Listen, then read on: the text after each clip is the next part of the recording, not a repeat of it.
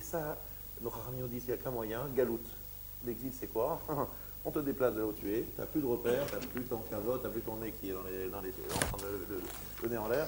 Là, maintenant, tu vas comprendre ce que sont les vraies valeurs de la vie et comprendre un peu regarder l'autre. Parce que souvent, lorsqu'on réussit entre guillemets soi-même, on pense à sa réussite personnelle, on oublie celle de l'autre. Et je trouvais que c'est navanad, l'obligation de partir en voyage est une belle image. Alors, Betam, Chazarat Arotzer, Leiro Bemot Kohen Gadol, je suis toujours à la page 3, référence 1, et je suis dans le deuxième paragraphe. Pourquoi est-ce que le Kohen Gadol lui permet de retrouver sa place? Kvar katavnu beze bemakom acher, venosif kan ma shenimtza b'isfarim hakadoshim, shenefesh hanirtzach ena motzet menucha. On dit que l'âme de la victime ne trouve pas de sérénité. Asher alken gam arotzer tzarich lano vegelot. Avak shemet haKohen Gadol, hu ole limkomo gam nefesh hamet chozarat lemalata, veshava el mekoma haraouila. Dit le Rav Dessler, en fait c'est le Radvaz qui dit ça dans son livre Sefer Ta'amei HaMitzvot. Il dit que lorsque le Kohen Gadol meurt, donc on a dit que lorsque le Kohen Gadol meurt, c'est la fin de son supplice, l'assassin peut sortir de sa ville de refuge. C'est par hasard, c'est que le Kohen Gadol met le shalom. En mourant, il peut amener avec lui toutes les âmes et leur retrouver une sérénité. Alors ces phrases me paraissaient un peu difficiles à comprendre. Je voulais vous expliquer un peu plus ce que la mort du Kohen Gadol va aider, va apporter. Ici, les mots du Rav, c'était de dire Ma'alat Kohen Gadol shumatil shalom le ma'ala ou le mata ou mechaper à la kol. Le Kohen Gadol, par sa mort, il met le shalom et toutes les âmes en errance retrouvent leur sérénité. Donc c'est pour ça qu'à sa mort, le Rotseach, l'assassin, peut sortir parce que la victime a retrouvé sa sérénité. Donc, justice a été faite. Alors ici, je voudrais expliquer quelque chose qui m'a trouvé, j'ai trouvé une de les choses qui trouvait très importante. Je voudrais faire une petite introduction. Ma question ici maintenant est de savoir pourquoi la mort du Kohen Gadol est centrale et va apporter la sérénité. Qu'est-ce que la mort d'un Kohen Gadol? Qu'est-ce que la responsabilité d'un Kohen Gadol? Bon, la responsabilité, elle est énorme. Tout de suite, je vous le dis, responsabilité absolument énorme des tzadikim, des justes de la génération. Pourquoi? Alors, ça paraît dingue, ce que je vais vous dire maintenant. Un vrai tzadik, moi j'en ai connu un dans ma vie que j'ai trouvé absolument, que je n'ai pas vu. Franchement, ce que j'ai vu de son vivant, je ne le voyais pas, je ne le sentais pas, je ne savais pas très bien le vivre. Je l'ai compris après sa mort. C'est le Rav Shach, qui avait, un jour, il était dans sa... on m'a raconté cette histoire après. Un jour, il était dans sa soukha et il était en train de pleurer. Alors quelqu'un l'a vu en train de pleurer, il dit grave, vous êtes en train de pleurer, c'est pas beau. Bon, il dit ça avec plus de kavod que moi. Et le Rav, il lui a dit, je pense à cet instant à tous ceux qui franchissent les portes des boîtes de nuit à Tel Aviv. Et cette jeunesse qui part là-bas en live, je n'ai pas dit ça comme ça, me fait de la peine et c'est pour ça que je pleure. Et en fait, après avoir lu beaucoup d'histoires et avoir entendu beaucoup de choses, beaucoup de témoignages, je me suis rendu compte que c'est un homme qui était extrêmement concerné par la situation spirituelle et matérielle, mais spirituelle aussi, du peuple juif. Alors, je vais vous dire un texte, moi, qui m'a beaucoup ému. Je ne sais pas si vous allez être ému avec moi, mais comment on peut arriver à cette madriga? Je trouvais ça incroyable. Mais je vais quand même le lire avec vous, c'est la page 3, référence 4. Ketsa noten atzadik et zechiotav. Comment un tzadik peut-il donner ses mérites? Regardez bien comment un tzadik voit les choses. Aledé shemargish bematsavam ha'amiti shel hareshaim. Il ressent bien la vraie situation des reshaim. Shehem ha'umlalim shebabriot. Ce sont les créatures les plus umlal. C'est quoi umlal? Les plus perdus, les plus à plaindre. Nosé beol imahem binyan banim aruchanim. Il porte avec eux le jour, c'est-à-dire ils pensent à eux, ils pensent à leur souffrance. Je vous ai raconté une histoire plusieurs fois, je vais la raconter encore une fois, ça me fait un kiff, même si vous l'avez entendu, faites sans ne pas l'avoir entendu. Et c'est une histoire qui m'avait toujours beaucoup, moi la vérité, une des histoires qui m'a le plus marqué dans ma vie, c'est celle-là. Donc, après cette introduction, vous allez bien écouter. Un jour, vous savez que le Rav Wolbe est un élève du Rav Yerucham Leibovitch, et Rav Yerucham Leibovitch est lui-même un élève de Rav Simcha Zissel de Kelem. Donc, une petite ville, Kelem, mais une grande ville par son renom international, parce qu'il y avait là-bas une yeshiva de 35 personnes, où vraiment on travaillait les gens devenaient d'autres personnes, se travaillaient eux-mêmes et devenaient des grands hommes. Et il y avait un grand maître qui s'appelait Rav Simcha Zissel. Et cet homme, il avait Shabbat un autre visage que la semaine.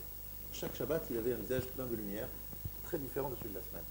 Et un Shabbat, les élèves se sont rendus compte que le Rav n'avait pas ce visage-là. Il avait un visage comme la semaine. Et ils étaient très attristés, les élèves. Ils disaient, qu'est-ce qu'il a le Rav? Il doit avoir un grand souci.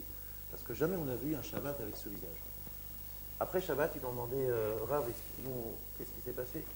il a laissé un soupir et il a dit Peretz Finansky est mort. Peretz Finansky, c'était quelqu'un qui écrivait des pamphlets contre la Torah, contre ceux qui l'étudiaient, contre les Talmidei Chachamim.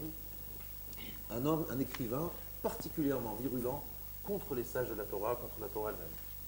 Et le Rav, il a dit il est mort vendredi et je me pense à son âme devant le trône céleste. Qu'est-ce qu'elle va faire cette âme devant le trône céleste? Qu'est-ce qu'elle va pouvoir répondre aux accusations qui lui seront données par l'accusateur, le grand accusateur? Et ça m'a cassé l'ambiance du Shabbat, il était pris Shabbat.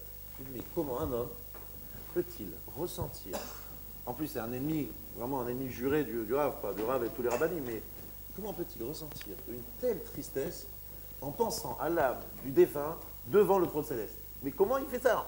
Moi, je n'aurais même pas imaginé qu'il faut ressentir ça. C'est un rachat, on va faire une fête, au contraire. On va faire au contraire plus de lumière, on va faire une grande danse et on va dire heureusement un rachat a disparu de ce monde. Mais regardez la façon dont les tzadikim voient les choses. Ils voient les juifs comme des êtres humains qui sont ses frères, ses proches, et ils portent le deuil de la disparition d'un juif mécréant, des plus mécréants qui soit, comme si c'était son propre deuil. Et un jour, quelqu'un m'a cité une autre histoire, je vous raconte une petite histoire qui est intéressante de s'y entendre. Quelqu'un est allé chez Ravodi Yosef et lui a parlé de l'Ustigé. Et il parlait de l'Ustigé de sa mort, et le Kaddish, pas le Kaddish, vous savez que l'Ustigé c'était un évêque à Paris qui était également un juif qui pendant la Shoah a été élevé par des chrétiens, puis finalement il est resté chrétien, il est devenu ce qu'il est devenu. Et donc il parlait avec lui de différentes choses par rapport à sa mort. Et tout d'un coup, le Rav Yosef s'est effondré en larmes. Il a commencé à pleurer en disant qu'est-ce qu'il va dire devant le trône céleste, cet homme? Qu'est-ce qu'il va dire? Et cette phrase, voilà, ça m'a ému parce que j'ai vu que la personne qui m'a raconté, c'est quelqu'un de digne de confiance. Comment un homme qui n'a jamais vu cet homme-là, qui en plus était un homme qui. Bref, peu importe, on ne va pas raconter sa vie, vous savez, vous avez compris qui c'est. Comment est-ce qu'il peut être aussi sensible pour pouvoir pleurer la disparition de cet homme en pensant à sa Neshama devant le trône céleste? Je trouve que c'est magnifique de voir qu'en fait les grands d'Israël, ce sont des gens qui ont une âme d'une dimension énorme, pas seulement parce qu'ils sont des grands Torah, parce qu'ils ont beaucoup de connaissances, parce qu'ils sont entre guillemets des gens chachamim, sages et trucs, mais ils ont une capacité de porter le souci de tout le clan d'Israël en eux. C'est incroyable ça. Je raconte encore une histoire, excusez-moi, mais c'est parce que c'est quelque chose qui est très parlant, c'est une histoire très parlante. J'ai un mon ami qui s'appelle Rav Assouli, qui un jour est allé voir le Stapler, c'était en été. Et vous savez que le Rav Stapler, c'était le Rav Israël Yaakov Kaneski, il y avait énormément de gens qui venaient le solliciter pour des bénédictions. Il était connu pour faire des bénédictions très, très efficaces. Et il était venu un août, il n'entendait pas le Rav, on lui donnait un papier, on mettait le nom d'un malade. Et lui, il ne connaissait pas Rav Assouli, pas du tout, il passait comme d'autres. Un an plus tard, il retrouve chez le Stapler pour lui demander autre chose. Et le Stapler lui dit comment il va la personne, le malade pour lequel vous m'avez demandé de prier l'année dernière. Il dit, attendez, il croyait qu'il se moquait de lui, c'est pas possible. Il se rappelle, lui, qui n'a pas de rapport particulier avec ce Rav, il se rappelle qu'il y a un an, il était venu, il lui déposait un truc, et il était en train de prier pour lui, comme si. Il va comment? Il est guéri, pas guéri? Comment on arrive à faire ça? C'est véritablement le sens. C'est des cœurs énormes, c'est pas seulement des grosses têtes, ces gens-là. C'est un cœur énorme, capable de porter chaque juif dans son cœur et prier pour lui sincèrement, comme si c'était un proche à lui. C'est impressionnant. Et toutes ces histoires-là, c'est des choses encore beaucoup, mais ça montre que le rôle du tzaddik, c'est d'être capable de se soucier de la place de chaque juif, rachat, pas rachat, peu importe son histoire. Et regardez ce qu'il dit ici le Rav. Mitpalel alehem belev shavour veratzut. Je suis à la page 3, référence 4, troisième ligne.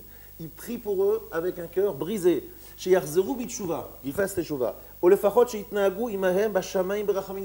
moins que dans le ciel, on se conduise avec eux avec beaucoup de miséricorde. Veinatzlu me'avadon, qu'ils soient sauvés de la perdition. Im davarze nogel libo ad kedekar. Tenez bien cette phrase m'a tué. Si cette chose le touche tellement, chez Kol Sriotav, tous ses mérites, l'otishvena be'enav, leumad nafsho shel echad mehem, ne valent pas un d'eux, c'est-à-dire il est prêt à offrir tous ses mérites, tout ce qu'il a comme zekuyot, pour l'âme de l'un de ces réchaïm, de ces mécréants, chashu bergasha amitit, il ressent un sentiment fort, chez lo yuchal lihanot, lo ba'olamazé, velo ba'olam haba, il ne peut pas avoir de plaisir dans ce monde, ni dans le monde futur. Imaracha ze ba'alonsho, si ce rachat, ce mécréant est sanctionné, Il est prêt à laisser tomber tout le salaire qui lui est promis dans le monde futur, pour que, surtout parce qu'un de ceux-là soit sauvé. Je dis même, c'est des malachim, c'est des gens, ces gens. On voit ce genre de truc. Mais c'est la description du Rav d'Esther. D'Esther, il n'exagère pas, il dit voilà, c'est ça. Ça, c'est le tzaddik, et c'est un niveau de responsabilité par rapport au peuple juif, par rapport aux rachats, aux mécréants. Je ne parle pas évidemment du tzaddik, mais des mécréants. Il est prêt, voilà, à tout donner pour sauver un d'eux. Bon, on voit avec Abraham et les gens de Sodome ce qu'il a été capable de faire, mais c'est incroyable. Il est arrivé à un niveau complet de la générosité spirituelle. Si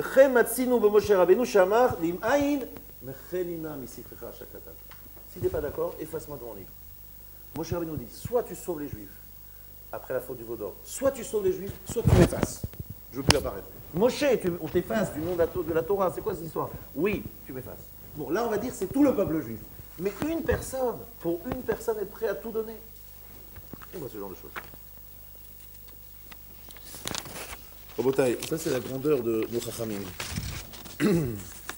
Alors, comment il fait le tzaddik pour négocier avec Akadosh Baruch Hu? D'abord, il faut avoir ce niveau-là. Bon, pas évident.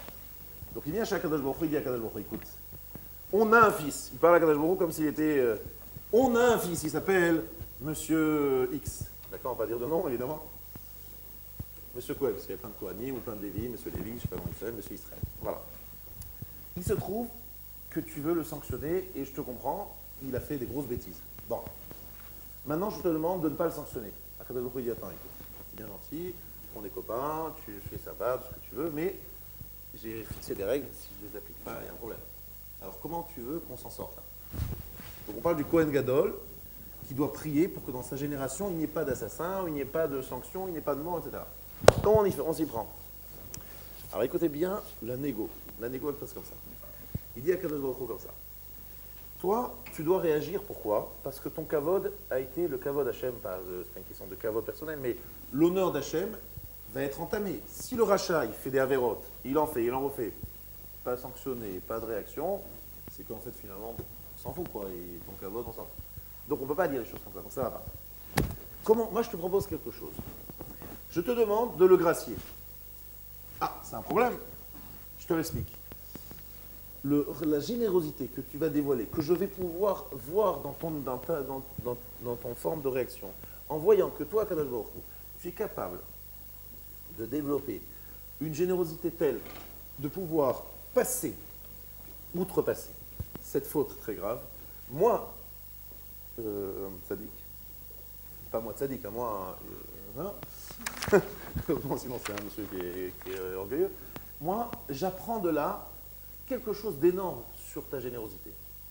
Et ce que je vais apprendre moi sur toi va être plus important que le fait d'avoir puni ce rachat. Parce que grâce à ce rachat, qu'est-ce qui s'est passé?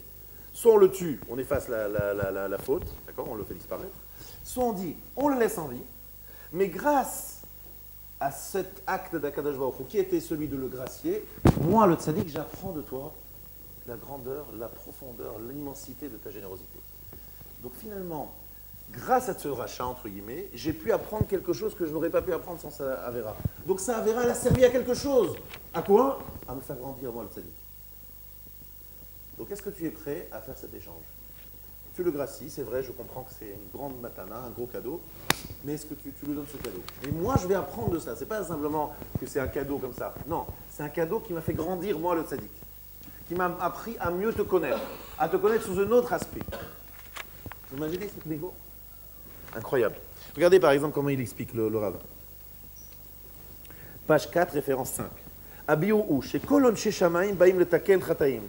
Toutes les sanctions du ciel viennent réparer les fautes. Kol chet gorem la starat kvodo. Page 4, référence 5. En bas. Ça veut dire que toute faute entraîne ça cache le kavod Hashem. Vetikunohu sheigrom legilui kvodo idbar b'makom Esther. La seule façon de réparer cela, c'est d'entraîner un dévoilement de l'honneur divin alors qu'il était caché.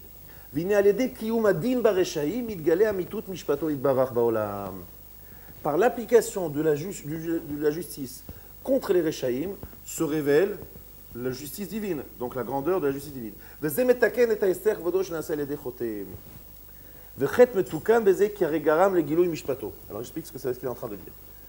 Prenons première option. Akadosh Baruch Hu constate qu'un rachat, qu'un mécréant a manqué de respect pour Hachem. Qu'est-ce qu'il fait Akadosh Baruch Hu? Il le punit. Cette punition, ce n'est pas simplement une sanction parce qu'il veut se venger. C'est que cette faute, lorsqu'elle est punie, qu'est-ce qu'on voit? On dit, quelqu'un faute, il est puni. Ça veut dire quoi? Ça veut dire que là, il a fauté, donc il a touché et un petit peu réduit le kavod Hachem, l'honneur d'Hachem. On répare cela par la sanction qui lui accompagne. Les gens disent, vous avez vu comment il a été sanctionné? C'est grave. Et en voyant cette sanction, on se dit, ah oui, c'est grave de transgresser la parole d'Hachem. Regardez comment il a été sanctionné. Donc, cette petite perte de kavod faite occasionnée par la Avera est réparée par le Onesh, la sanction que le rachat va recevoir. Donc, on est obligé de réagir. Sinon, ça veut dire que, c'est un peu, vous savez, c'est très facile à comprendre. Vous êtes dans le cadre d'une famille, vous avez un enfant qui fait une grave bêtise. Si les parents ne réagissent pas, l'enfant, qu'est-ce qu'il dit? C'est autorisé, c'est permis. Si l'enfant reçoit une grosse gifle, une grosse fessée, qu'est-ce qui se passe? Il dit, j'ai fait une bêtise, mais grâce à cette bêtise, j'ai compris que c'est très grave de faire cette bêtise, je ne la referai plus. Donc on est obligé de réagir. Maintenant, deuxième option. Filat tzadik avour aracha. Donc à la page 4, référence 5, la prière d'un tzadik pour le rachat, shel yada shoef tzadik la sot chesed im aracha. Grâce à elle, le tzadik veut faire du chesed avec le rachat, mais avec gilui kvod Hashem. Ki kol bechira tova hine gilui kvodo. Chaque choix, bon choix, est le dévoilement d'Akadosh Baruch Hu. Ubchira b'maaseh shel chesed, b'msirut kazu, hina gilui od yoter naale. Umeacha v'sibat hagilui hazeh, hinu chataya reshaim, sheken hem garmu la tzadik torah letfilato l'chazdo, ba'im hem l'idée tikunam bezeh. Ça veut dire du fait que, à cause du rachat, le tzaddik, Akadosh Baruch Hu aurait dû le punir. Et finalement, le tzaddik a obtenu une remise de peine. Mais pas simplement une remise de peine gratuite. Il a compris, dévoilé, apprécié la générosité divine. Donc finalement, en faisant cette avéra, il y a quelque chose de positif qui en est sorti. Donc ce quelque chose de positif va rééquilibrer le manque de kavod occasionné par la transgression de ce rachat. Est-ce que c'est clair? Donc le Kohen Gadol, il a du boulot, beaucoup de boulot.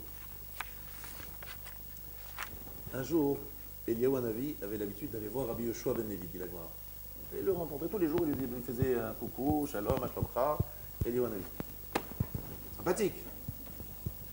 Et pendant un moment, Eliyahu Hanavi n'est pas venu le rendre visite. Pourquoi? Dit la Gemara dans Brachot. Qu'est-ce qui s'est passé? Pourquoi est-ce qu'Eliyahu Hanavi n'est pas venu? Il était occupé, il avait un rendez-vous important, non? C'est parce que Eliyahu Hanavi en voulait à Rabbi Yoshua ben Levi, parce qu'il y avait un homme qui avait été dévoré par un lion, pas très loin de chez lui. Comment? Rabbi Yoshua ben Levi, il y a quelqu'un qui est dévoré par un lion pas loin de chez toi, c'est que tu ne fais pas ton boulot. Parce que si tu avais cette prière fervente pour au moins tous ceux qui sont autour de toi, jamais une telle catastrophe ne pourrait arriver. C'est l'exigence qu'on a vers eux. Donc c'est pour ça que Rabbi Yoshua ben Levi n'a pas eu la visite d'Eliyahu Hanavi pendant un certain temps. Pourquoi? Parce qu'il n'avait pas suffisamment prié pour sa génération, pour ses contemporains. On ne se rend pas compte de la puissance. Je vais vous raconter ce soir, c'est le Yartzeit de Rabbi Yashiv, et Rabbi Yashiv, un jour, il a entendu un truc qui est incroyable, parce que les gens, ils ne comprenaient pas toujours. Il étudiait tout le temps. Et c'est vrai qu'il ne recevait pas longtemps les gens. Les gens, ils les recevaient 1 heure par jour, et il donnait un cours d'1 heure. C'est-à-dire en tout 2 heures pour les autres. Tout le reste du temps pour lui. Pour lui, a priori, c'est pour lui.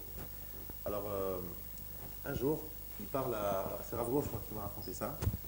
Il me dit, Rabbi Yashiv, il dit, oh là là, il était très malade et il s'est remis et les médecins étaient très très étonnés. Ils disent comment c'est possible que Rabbi Yashiv s'est relevé de sa maladie. Il était vraiment très très malade à un moment, c'était il y a 2 ans je crois ou 3 ans. Et vraiment ils étaient sûrs, les médecins ils avaient déjà appelé la famille en disant allez-y, venez, c'est demain, il va mourir, c'est terminé, stop. Bon, effectivement il y a eu beaucoup de prières, et tout le monde a prié et il s'est relevé. Alors réflexion du Rabbi Yashiv, il dit comment je peux remercier tous ces gens-là qui ont prié tellement pour moi. Je sais pas, moi si j'étais à Damas, je dis bon, je vais agrandir, je vais les recevoir plus que 1 heure ou 2 heures. Je vais les recevoir maintenant 3 heures, 5 heures par jour. Non, je refais ça avant. Il dit, je sais ce que je vais faire. Je vais étudier plus. Il va étudier plus. Alors, ce Rav, il avait compris quelque chose. il avait dit, bon, on le ressentait, on peut dire qu'on ressentait, mais en tout cas, c'était certainement vrai, c'est que son étude, ce n'était pas un problème personnel. Il voulait, bon, j'étudie beaucoup, je vais être le meilleur de tous, je veux tout connaître. Non, parce qu'il avait déjà fait ses preuves bien, bien longtemps avant ces dernières années. Il était déjà le meilleur, entre guillemets, depuis très longtemps.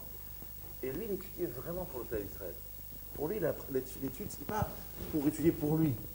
Il savait que le mérite de son étude protégeait tout le peuple d'Israël. Et il le faisait dans cet esprit. Alors nous, ça nous paraît bizarre, ça nous paraît lointain. On dit, mais il vaut mieux qu'il reçoive des gens, qu'il lui demande des brachot, qu'il lui donne des conseils. On se dit, c'est plus efficace s'il reçoit des gens en direct et qu'il leur donne du chizou, qu'il leur donne des coups du courage. Il le faisait, mais il ne le faisait pas beaucoup d'heures par jour.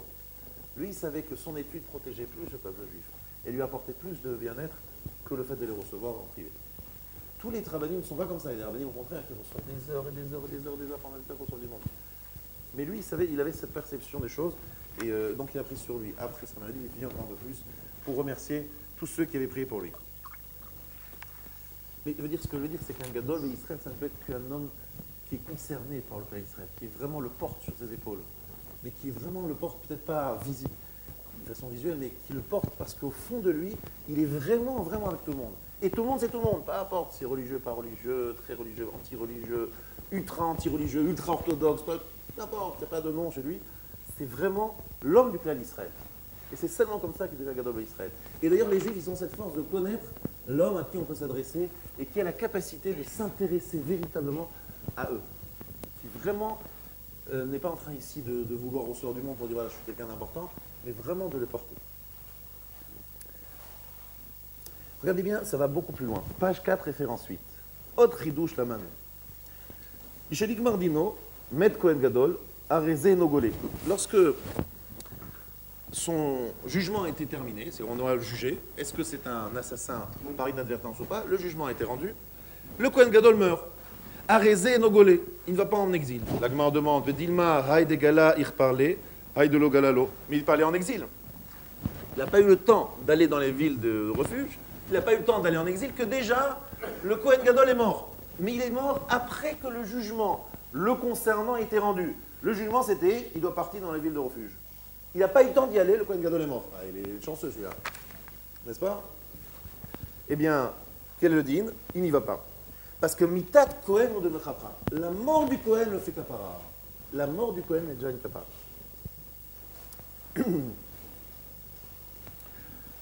Qu'est-ce que ça veut dire?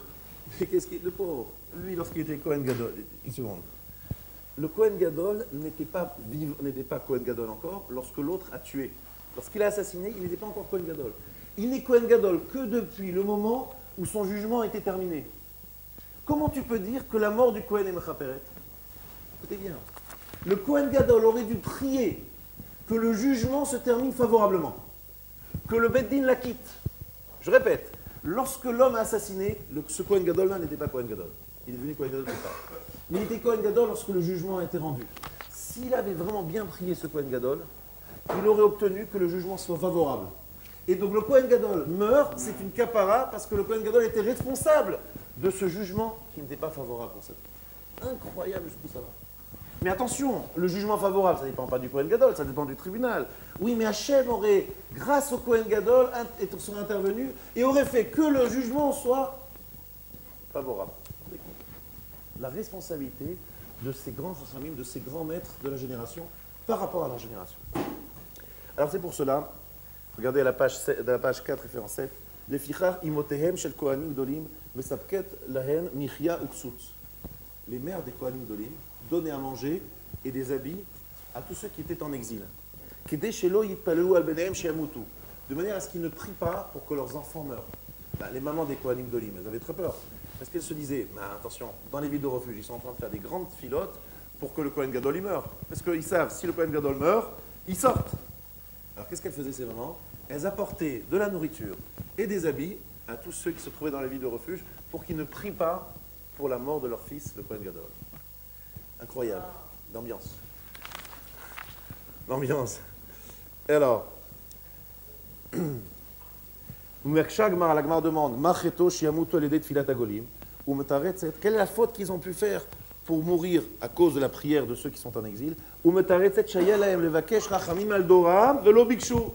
Ils auraient dû demander, implorer la miséricorde pour leur génération, ils n'ont pas demandé.